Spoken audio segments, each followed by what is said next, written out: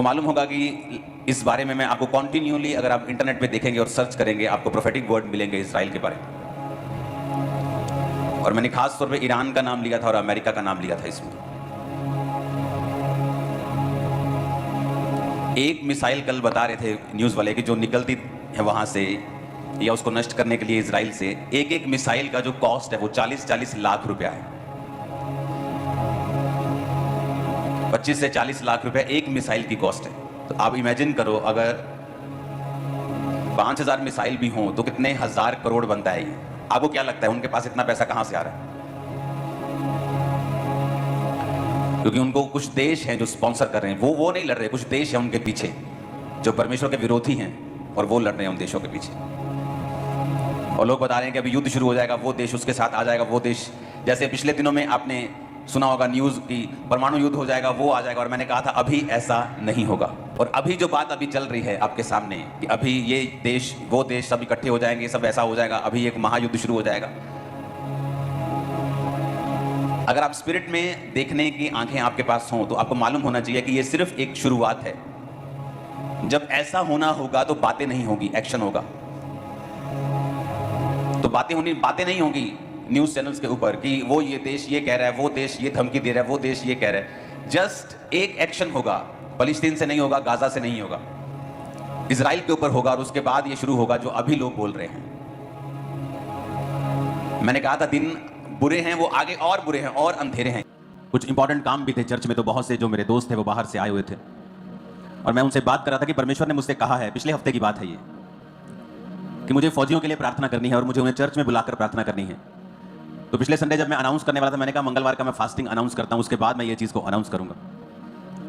और मंगलवार को आपको कहा था कि हमें शुक्रगुजारी की फास्टिंग करनी है और प्रभु के सामने ही रहना है। और मंगलवार को हम जानते हैं कि देश में क्या हुआ।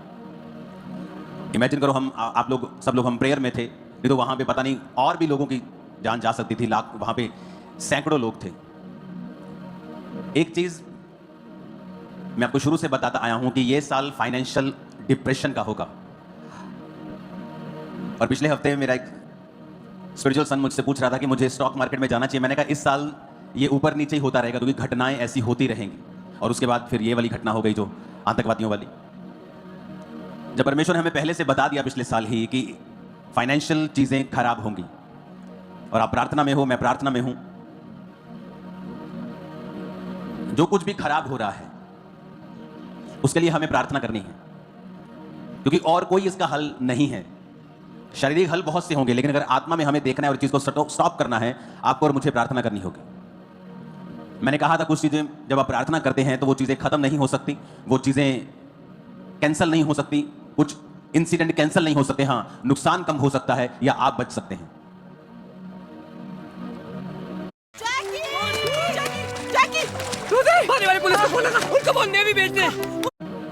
हालेलुया।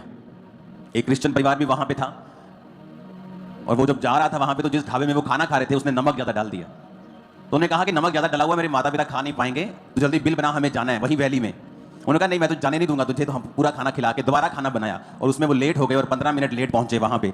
और जब वो पहुंचे थे तो लोगों ने कहा यहाँ लोग मारे जा रहे, भाग जाओ। तो वो भागे वहां से। तो इस तरह की कितनी घटनाएं आपको मिलती हैं और आपको ये चीजें इंकरेज करती हैं कि प्रार्थना करते रहिए, ताकि जो शैतान करना चाहता है वो। कितने मेरी बात को समझ रहे हैं? हालेलुया। आपको प्रार्थना करनी होगी मीडिया के लिए कि प्रभु उन्हें बुद्धि दे और समझ दे। प्रार्थना करनी होगी देशों के लिए, प्रार्थना करनी होगी सरकारों के लिए, प्रार्थना करनी होगी फौजियों के लिए, क्योंकि वचन ये कहता है कि आप लोग जो क्रिश्चियन हैं वो मध्यस्थता में हैं, कि आप लोगों को मध्यस्थता करनी है, आप लोगों को समस्याएं देखनी है और उसके अनुसार आपको प्रार्थनाएं करनी है परमेश्वर के सामने। क्योंकि जब आप प्रेयर करेंगे परमेश्वर बदलेगा माहौल को। मैं आपको बता रहा हूं, वो अपने मन को चेंज करेगा, माहौल को बदलेगा। मत्ती 8 उसकी 28 से 34 आयत में लिखा है, जब वह उस पार गदनेरियों के देश में पहुंचा तो 2 मनुष्य जिनमें दुष्ट आत्माएं थीं कब्रों से निकलते हुए उसे मिले, और वो इतने प्रचंड थे कि कोई उस मार्ग से नहीं जा सकता था। उन्होंने चिल्लाकर कहा, हे प्रभु के पुत्र, परमेश्वर के पुत्र, हमारा तुझसे क्या काम? क्या तू समय से पहले हमें दुख देने आया है? उनसे कुछ दूर बहुत से सूरों का एक झुंड चल रहा था। दुष्ट आत्माओं ने उससे विनती की, यदि तू हमें निकालता है तो सूरों के झुंड में भेज दे। अब यहां पर ये हमने बहुत बार वचन बहुत बार पढ़ा है, लेकिन अब जिस बात की मैं जिक्र करना चाहता हूं वो है कि जब वो गदनेरियों के देश में यीशु मसीह पहुंचे तो लिखा दो मनुष्य उन्हें वहां से मिले, वो इतने प्रचंड थे, यानी वो इतने अग्रेसिव थे वो दोनों। वचन में लिखा है कि उनको संगलों से, लोहे के संगलों से बांधा जाता था, वो संगल तोड़ देते थे, अपने आप को पत्थरों से घायल करते थे। वो इलाका उन्होंने पूरा आतंक से भरा हुआ था, कोई उस मार्ग से जा नहीं सकता था, चाहे वो मार्ग शॉर्टकट क्यों ना हो, चाहे वो व्यापारियों का मार्ग क्यों ना हो। या अगर मुझे किराए पे एक ऑटो को फगवाड़ा भेजना है तो मुझे 700 रुपया किराया लगता है, लेकिन अगर रास्ता बंद कर दिया, जब मुझे घूम के जाना पड़े तो वही किराया फिर 1700 लगता है। तो जब शैतान आपकी लाइफ में या किसी की लाइफ में काम करता है तो वो सिर्फ उस व्यक्ति को नुकसान नहीं करता, उसके साथ साथ उस इलाके को भी नुकसान करता है, उन लोगों को भी नुकसान करता है। जब शैतान एक व्यक्ति की लाइफ में काम करता है, वो सिर्फ उसी की लाइफ में काम नहीं कर रहा, उसके परिवार की जाके हालत देखो क्या है, उसके रिश्तेदारों की भी हालत देखो, परिवार की हालत देखो, पत्नी की हालत देखो, पति की हालत देखो। आप देखो जिसकी लाइफ में शैतान काम कर रहा है, सिर्फ उसी की लाइफ में नुकसान नहीं हो रहा, उसके परिवार की लाइफ में भी फाइनेंशियल नुकसान हो रहा है, शांति का नुकसान हो रहा है। और इसीलिए जब एक व्यक्ति चर्च में आता है और छुटकारा ग्रहण करता है, सबसे ज्यादा विरोध उसी व्यक्ति का या चर्च का होता है, क्योंकि शैतान को कभी भी छुटकारा पसंद नहीं है। क्योंकि शैतान ये बात जानता है कि ये छुटकारा सिर्फ इस व्यक्ति का नहीं होगा, ये छुटकारा इसकी फाइनेंशियल लाइफ का भी होगा। एक व्यक्ति अगर शराब पीता है तो कितने लाख रुपया, कितने हजारों रुपया वो एक साल में खराब करता है। अपनी फैमिली के साथ वो घूमने नहीं जाता क्योंकि हर समय उसके दिमाग में शराब है। शाम को वो अपने बच्चों के साथ नहीं बैठ पाता क्योंकि जैसी शाम का वो शाम होती है उसके दिमाग में शराब घूमती है। वो अपने बच्चों के साथ समय नहीं बिता पाता क्योंकि उसके शाम को उसके समय में शराब है। अपनी पत्नी के साथ बात नहीं करता क्योंकि शाम को उसको तलब लगती है और वो शराब पीने के लिए दौड़ता है। ये क्या है? ये बंधन है। और वचन में लिखा हुआ है कि जब परमेश्वर वहां छुड़ाने के लिए गए तो शैतान कहता, तो समय से पहले मुझे दुख देने के लिए क्यों आया है? क्योंकि एक परिवार में अगर एक व्यक्ति भी शैतान के झांसे में है, बंधन में है, तो वो पूरे परिवार का भी उसमें नुकसान होता है। फाइनेंशियल नुकसान, इमोशनल नुकसान, सोशल नुकसान। ऐसे बहुत से परिवार हैं जहां पर रिश्ते नहीं हो पाते क्योंकि उनकी फैमिली का एक मेंबर शराबी है। आपको समझ आ रही मेरी बात ही कि नहीं? और जब इसीलिए जब चर्च में लोग आते हैं, जब चर्च में आप बोलते हो कि मैं चर्च में जा रहा हूं, सबसे ज्यादा विरोध चर्च का होता है। जबकि यह बात लाखों बार बताई गई और प्रूवन है कि बाइबल में एक भी बार ईसाई धर्म के नाम का जिक्र तक नहीं है। प्रभु यीशु मसीह धर्म बदलने नहीं, वो जीवन बदलने के लिए आए। अगर उन्होंने कहा होता कि हां धर्म बदलो, तो हमें फिर कहने में क्या प्रॉब्लम है? हम भी बाइबल पढ़ के कहते कि हां सब यीशु मसीह ने कहा धर्म बदलो, तो हमें फिर क्या दिक्कत है? इसके बाद इसके लिए कोई परसिक्यूशन और भी फेस करना पड़ता तो हम करते, फिर क्या डर है किसी का?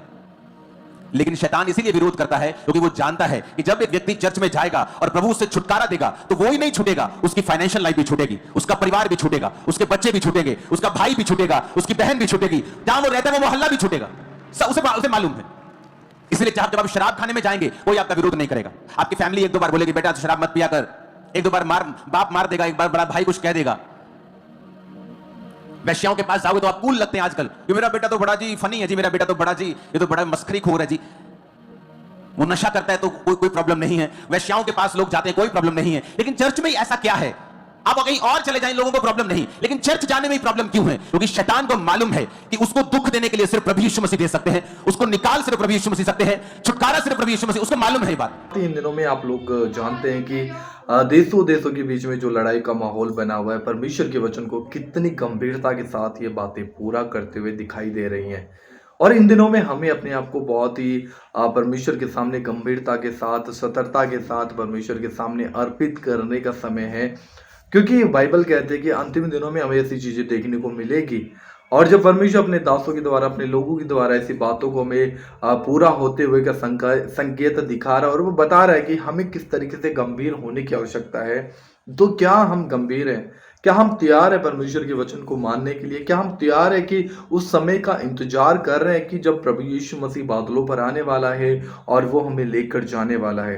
अगर आप तैयार हो तो आप हर दिन अपना क्रूस उठाओगे और परमेश्वर के पीछे चलोगे, क्योंकि यीशु मसीह ने कहा कि जब तुम ऐसी चीजों को देखो कि दुनिया में कुछ हो रहा है तो तुम तैयार है ना, क्योंकि वो समय मेरे आने का होगा। और साथ ही आप लोगों ने सुना कि जो अंकुर नरोला जी ने इस बात को बोला कि जो पहले यूक्रेन और कुछ रसिया का जो युद्ध हुआ था उसके बीच में काफ़ी माहौल बना था कि भाई विश्व युद्ध होने वाला है। उसके बाद में अभी आप जानते गाजा के बीच में और इजराइल के बीच में भी युद्ध हुआ था, और अभी हाल फिलहाल में हमारे देश और साथ पाकिस्तान के बीच में जो गर्मा गर्मी का माहौल है और कहीं ना कहीं युद्ध की आशंका बनी हुई है। तो क्या ये बातें हमें अंत की ओर इशारा करती हैं? ये हमें सोचने वाली बातें हैं। बाइबल हमें सब बातें क्लियर करती है। बाइबल को पढ़ो, समझो, जानो, और परमेश्वर आपको बहुत आशीष दे। आशा करता हूँ कि आप लोगों को जरूर ये वचन समझ में आया होगा, और आप लोग इस वीडियो को ज़्यादा से ज़्यादा शेयर कीजिए और बताइएगा कि क्या आप तैयार हैं प्रभु यीशु मसीह के आगमन में शामिल होने के लिए। God bless you. जय मसीह की।